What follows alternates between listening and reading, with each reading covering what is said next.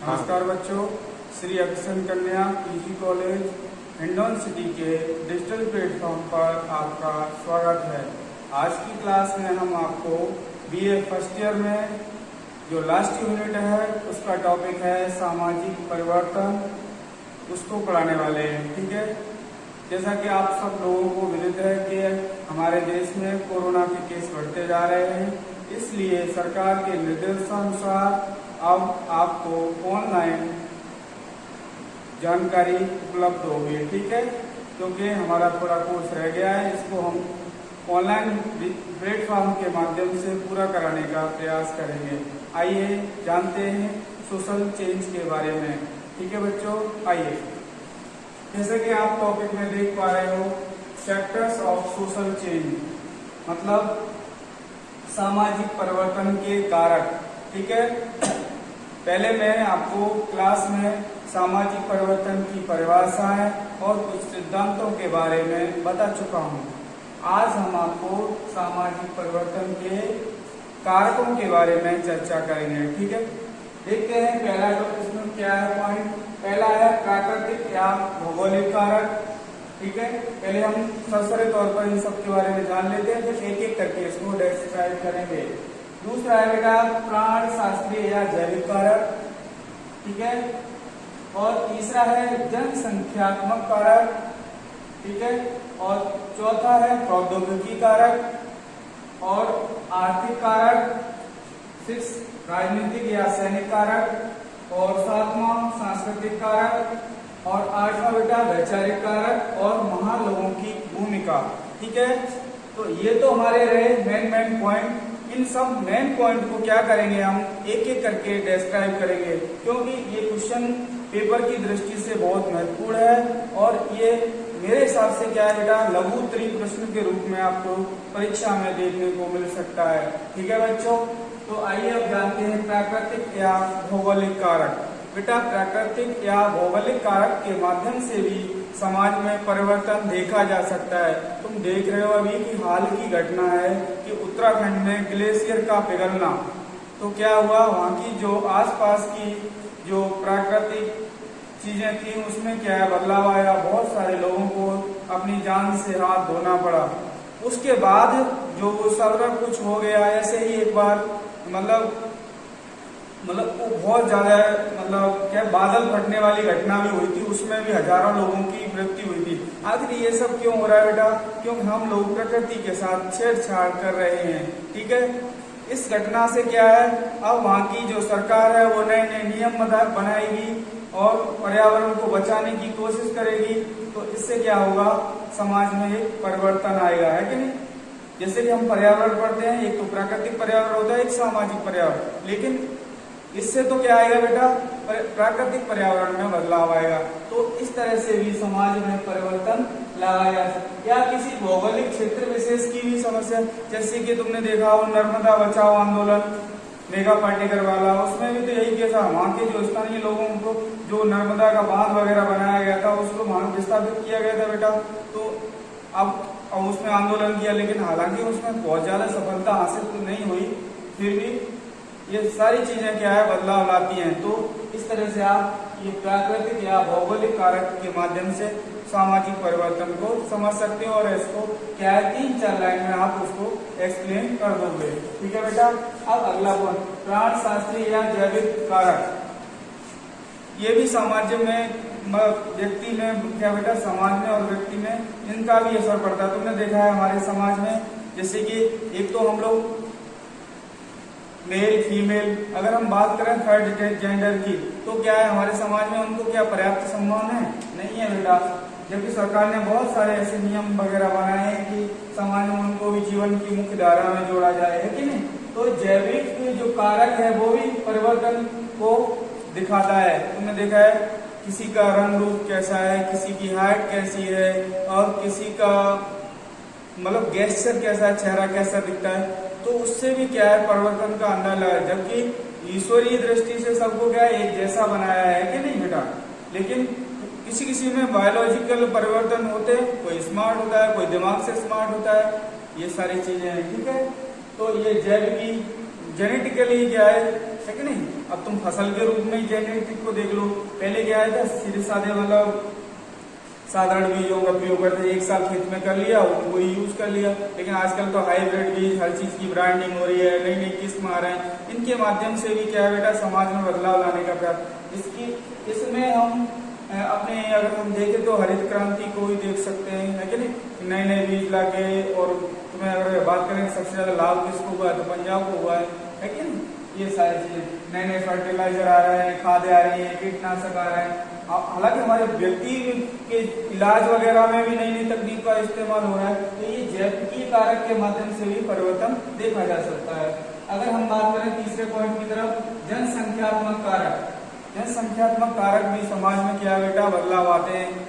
अभी तो तुम फर्स्ट ईयर में, जब सेकंड ईयर में श्रम विभाजन पढ़ोगे हमारे जोखिम के अनुसार, तो वहां भी यही जनसंख्या वाला कारक बताया। हमने देखा है, एक परिवार है, एक परिवार में जब कम सदस्य होते हैं तो उनका समुचित विकास हो पाता है कि नहीं बेटा, सारी सुविधाएं उनको, सहूलियतें मिलती हैं। जब एक परिवार बड़ा रूप ले लेता है तो क्या होता है, तो सारी चीजों की जो उनकी जरूरत है उनको पूरा करना संभव नहीं हो पाता है। तो ये वही बदलाव लाता है। तुमने देखा है, परिवार में ज्यादा लोग होंगे तो क्या है, आए दिन लड़ाई झगड़ा होगा। तो पर मैं एक ही पक्ष नहीं ले रहा हूँ, उसमें कैसी और भी बहुत सारे इफेक्ट काम कर सकते हैं।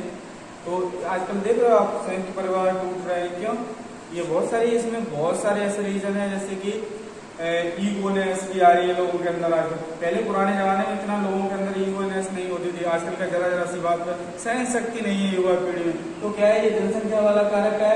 जहाँ जनसंख्या अधिक होगी तो जरूरी नहीं, तो वहां पे भी समस्याएं आएगी। तुम देख रहे हो, गांव की अपेक्षा, आज कोरोना वाला ही एग्जाम्पल ले लो, गांव की अपेक्षा शहरों में कोरोना के केस ज्यादा आ रहे हैं। क्यों आ रहे हैं, क्योंकि वहाँ पर्याप्त सैनिटाइजेशन है, अच्छे से मतलब जो हाइजीन के नियम है, यानी कि मतलब स्वच्छता को लेकर, और भीड़ भाड़ वाला इलाका है, गंदी बस्तियां हैं। हालांकि गांव के लोगों में तो एक आध दो केस शायद तुमने सुना होगा कभी, है ना। ये सारी चीजों को तुम देख सकते हो, ठीक है। प्रौद्योगिकी कारक के माध्यम से भी बदलाव देखा जा सकता है, समाज में परिवर्तन लाया जाता है। तुम देख रहे हो, पहले जमाने में चिट्ठी या मतलब संचार के साधन कितने हुआ करते, बहुत सीमित होते, लोगों का प्रत्यक्ष संबंध ज्यादा हुआ करता था। लेकिन आज के दौर की बात करें तो सब कुछ अप टू डेट, पल पल की खबर ले लो आप, सोशल मीडिया के माध्यम से, न्यूज़पेपर्स के माध्यम से। तकनीकी विकास इतना हो गया है, आप यही देख लो, मैं तुम्हें कुछ दिन पहले ऑफलाइन पढ़ा रहा था क्लास में, आज हम ऑनलाइन के माध्यम से जुड़ रहे हैं, जबकि आप मेरे सामने नहीं हो और हम आपसे रूबरू हो रहे हैं, है कि नहीं, है कि नहीं। तो ये तकनीकी युग है, इससे भी क्या है, समाज में बहुत ज्यादा बदलाव लाया गया। आप अच्छे से जानते हो, जिंदगी के हर क्षेत्र में इस बदलाव, मतलब जिंदगी के हर क्षेत्र में बेटा क्या है, आपको क्या है, बदलाव देखने को मिलेंगे, वो भी तकनीक के माध्यम से। चाहे आप इस डिजिटल बोर्ड के माध्यम से ले लो, चाहे डेली यूज में जो हम चीजें यूज कर रहे हैं, खाना बनाने वाली मशीन ले लो। पहले क्या है, बैलगाड़ी वगैरह, आजकल तो स्पीड ट्रेन, बुलेट ट्रेन का जमाना है, हवाई जहाज, इतना जीवन को आसान कर दिया है। अगर हम इसको सोशियोलॉजी की भाषा में समझने की कोशिश करें तो हम क्या है, अत्यधिक भौतिक संस्कृति की ओर बढ़ रहे हैं। ठीक है बेटा, आप प्रौद्योगिकी कारक अच्छे से समझ गए होंगे, क्योंकि पहले जमाने क्या है, हम प्रत्यक्ष रूप से व्यक्ति से जुड़ते थे। आजकल कोई जरूरत ही नहीं, वीडियो कॉलिंग से क्या है, हम बिल्कुल और दुनिया का आनंद लेते हैं वर्चुअल रूप में, है कि ना। आप अच्छे से जानते हैं इस चीज को। अब फिफ्थ वजह है आर्थिक कारक। आर्थिक कारक भी समाज में क्या है बेटा, परिवर्तन लाते हैं।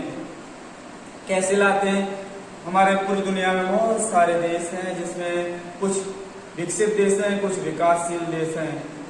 अगर वो आर्थिक रूप से सक्षम है तभी तो उनका समाज में पूरा एक वजूद है, रुतबा है। जबकि विकासशील देश जिंदगी की भागदौड़ में लगे हुए, कभी ये तरीका अपनाते हैं तो हाँ, और उनकी जीवन भी अच्छे से है जो विकसित देश है। और हमारे देश आर्थिक कारक तो क्या है बेटा, बहुत बड़ा फैक्टर है ये समाज में बदलाव लाने के लिए। जितने भी युद्ध वगैरह और जो लड़ाई वगैरह होती हैं, ये सब चीजें सब रुपए पैसे का सिस्टम है। तुम देख रहे हो आजकल भाई भाई के लिए नहीं बच रहा, घर में हर दिन कोई है। खासकर अगर कोरोना काल की बात करी जाए तो आर्थिक कारक ने बहुत ज्यादा लोगों की जिंदगी को प्रभावित किया है। तो आर्थिक कारक भी क्या है, व्यक्ति के जीवन में और समाज में बदलाव लाता है, सामाजिक परिवर्तन, है कि नहीं बेटा। कैसे लाता है, अगर मान लो हमारे पास पैसा नहीं हो तो क्या हम अच्छी पढ़ाई पढ़ पाएंगे, नहीं पढ़ पाएंगे। क्या किसी कंपटीशन की तैयारी कर पाएंगे, घर की रोजी रोटी चला पाएंगे। सारा कुछ खेल पैसे का भी है कि नहीं। पैसे आर्थिक कारक एक जीवन में बहुत बड़ा महत्व रखता है ना। किसी भी व्यक्ति के जीवन में आर्थिक कारक का होना, कहने का मतलब रुपए पैसे की जो वैल्यू है या जो व्यवस्था है वो बहुत ज़्यादा वेरी करती है। तुमने देखो समाज में सम्मान भी बना, अगर व्यक्ति बहुत ज़्यादा संपन्न है, सब कुछ है, लोग उसका बहुत हंस के अपने आगे से हाथ बढ़ाते हैं। और जो गरीब है बेचारा असहाय है, जिसको क्या है हमारी ज़रूरत है सहयोग की, क्या हम लोग उतना कर पाते हैं? तो ये सारी चीज़ें भी हैं। तो आर्थिक कारक भी समाज में बदलाव लाता है, समाज में परिवर्तन लाता है। आप समझ रहे हो अच्छे से, ठीक है। राजनीतिक कारक या सैन्य कारक, किसी भी देश की व्यवस्था में बदलाव की देखें कि हमारा देश जल्दी से विकसित बन जाए या हमारे परिवार सक्षम हो जाए, हमारे शहर की सड़कें अच्छी हो जाए, हमारे शहर की यातायात सुविधाएं अच्छी हो जाए, तो उसके लिए राजनीतिक सोच और दृष्टिकोण भी बदलाव आती है। अगर मान लो हमारे स्थानीय क्षेत्र का नेता अच्छा है, अच्छे का मतलब वो अच्छे काम कर रहा है, अच्छी सोच है, अच्छे डिसीजन ले रहा है, तो क्या उस क्षेत्र का विकास बहुत जल्दी होगा। और अगर हमारे देश की जो सेना है वो बहुत ही पावरफुल होगी तो दूसरा देश हम पर क्या दबाव नहीं बना पाएगा, हमारा शोषण नहीं कर पाएगा, हमारी सीमा में नहीं घुस पाएगा। तो क्या है, ये सारी चीजें क्या है समाज में बदलाव लाती है। राजनीतिक तो सबसे ज्यादा ही बदलाव लाती है। मान लो राजनीतिक अगर नेता बना दिया आपने, अगर उसके अंदर इच्छा शक्ति की कमी है, वो भ्रष्ट है, तो क्या वो समाज का अच्छे से विकास करवा पाएगा? तो इसमें आप बना के आप ऐसे लिख सकते हो कि राजनीतिक या सैन्य कारक की वजह से भी समाज में बदलाव देखा जा सकता है। आप देख रहे हो पिछली साल सरकारों की अगर बात करें तो ऑन रिकॉर्ड देखें तो सुना जाता है या रिपोर्ट्स बहुत सारी ऐसी कहती हैं कि कांग्रेस सरकार इतने सालों में क्या बहुत ज्यादा विकास नहीं कर पाई। लेकिन इस बात से मैं पूरी तरह से सहमत तो नहीं हूँ, लेकिन हाँ काफी हद तक ये सब चीजें अव्यवस्थाएं रही हैं। अब जो नई सरकार है उसने क्या समाज में नए नए कानून के माध्यम से और इम्प्लीमेंटेशन कर भी क्या है समाज को बदलने की कोशिश की है। तो राजनीति भी क्या है समाज में बदलाव या परिवर्तन लाने का प्रयास करती है। सांस्कृतिक कारक बेटा ये तो एक बहुत बड़ा महत्वपूर्ण अंग है। सांस्कृतिक कल्चर जो फैक्टर है वो समाज में परिवर्तन ज्यादा लाता है। जैसे तुम देख रहे हो अभी हाल ही के कुछ दिनों में क्या है बेटा अपने महाविद्यालय की क्या एड्रेस है या वेशभूषा क्या है चेंज की गई है। पहले परंपरागत देखो फैशन ही समाज को नियंत्रित करती है, मैंने तुम्हें क्लास में बताया भी है। और हमारी बोलचाल विचारधारा सारी चीजें बदलाव, तो ये सब चीजें हमारे सांस्कृतिक में आ जाती है। हमारी रहन सहन कैसा है, हमारे खान पान कैसा है, हमारी बोली कैसी है, हम लोगों के साथ कैसे इंटरेक्ट करते हैं, तो ये सब चीजें भी समाज में बदलाव आती है। अगर हम किसी को मोटिवेटेड करते हैं, वो अच्छे से काम करता है, तो क्या है समाज में बदलाव जरूर आएगा, है कि नहीं। तो परिवर्तन लाने के लिए क्या है सांस्कृतिक कारक भी जिम्मेदार है। पहले देखा है बेटा, पहले जो दावत वगैरह होती थी कैसे होती थी, जमीन वगैरह पंगत बिछा के। आजकल क्या है अब तो शादी ब्याह का सिस्टम ही बदल गया है, जैसे कि बफर सिस्टम वगैरह, हर चीज का सिस्टम बदला है। पहले इस चाय वगैरह भी बहुत कुछ बदला है, आप तुम बदलाव देख सकते हो। तो ये सांस्कृतिक में आते हैं हमारी वेशभूषा। पहले जो धोती कुर्ता वगैरह टी शर्ट, आजकल जीन्स वगैरह चल रही, सिस्टम बदला है। पढ़ाई का तरीका भी बदल रहा है, ऑनलाइन पढ़ रहे हैं हम लोग डिजिटल माध्यम से, है कि नहीं।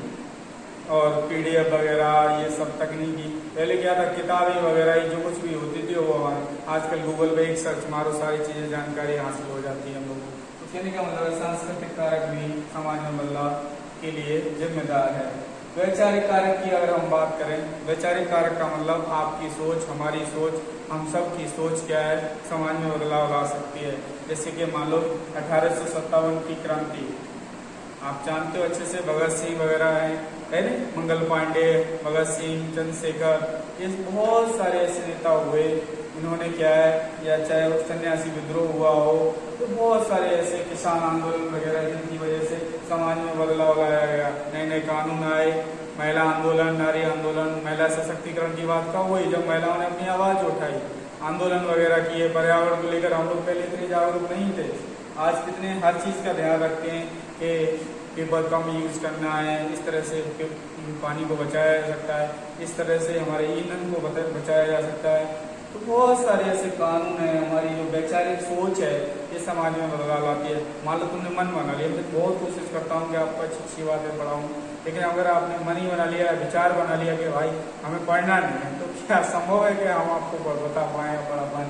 क्योंकि हमारा विचार है वो हमें बदलाव की ओर ले जाता है। अगर हमारे अच्छे विचार, अच्छी सोच के साथ अगर हम राष्ट्रवाद के साथ आगे बढ़ेंगे तो हम अपने देश और परिवार और समाज और खुद का भी क्या है विकास कर पाएंगे। तो क्या बेटा, ये हो गया वैचारिक कार्य। अगर हम लास्ट पॉइंट की बात करें, महान लोगों की भूमिका, इसमें कोई शक नहीं है बेटा, हमारे देश को आगे बढ़ाने में हमारे पूर्वजों का बहुत ज़्यादा योगदान रहा है। लेकिन वर्षों से अब देखो हमारे यहाँ जैसे राष्ट्रीय पर्व वगैरह होते हैं, तब हम उन लोगों को याद भी करते हैं कि महात्मा गांधी, जवाहरलाल नेहरू, भीमराव अम्बेडकर। अभी हाल ही में 14 अप्रैल को भीमराव अम्बेडकर जी की जन्म जयंती मनाई गई है। उसमें भी हम लोगों ने क्या सीखा कि उन्होंने समाज को संगठित करने की कोशिश की और उनको बराबर अपना हक दिलाया। उन्होंने कहा है कि शिक्षित बनो, गरीब लोगों के पास एक ही अधिकार है शिक्षा। अच्छे से शिक्षित और सभ्य बनोगे तो क्या देश का और अपने परिवार समाज का कल्याण हो सकता है। ओवरऑल हम सारी चीज़ों को देखें तो समाज में बदलाव लाने के लिए ये सारे फैक्टर क्या है, काम करते हैं। किसी एक फैक्टर के माध्यम से समाज में बदलाव परिवर्तन नहीं लाया जा सकता है कि नहीं बेटा। तो ये सारी चीज़ें हैं, बहुत ज़्यादा तो नहीं, ये टॉपिक आपके लिए मैं थोड़ा इसको रिवाइज भी कर लेना आप, ठीक है। और एक कोशिश और करो, इस पढ़ाई के साथ साथ आप कॉलेज से लाइब्रेरी से क्या है जो पेपर की किताब है उसको जरूर, ये जैसे मैंने टॉपिक पढ़ा दिया इसको क्या किताब में जब देखोगे आप, थोड़ा प्रयास करोगे तो आप सारी चीज़ें समझ पाओगे। तो बच्चों आज के लिए थैंक यू, मिलते हैं कल फिर नए वीडियो के साथ। मैं उम्मीद करता हूँ आपको ये आज का लेक्चर अच्छे से पसंद आया होगा और आप निश्चित रूप से इससे लाभ उठाएंगे। थैंक यू, बहुत बहुत धन्यवाद।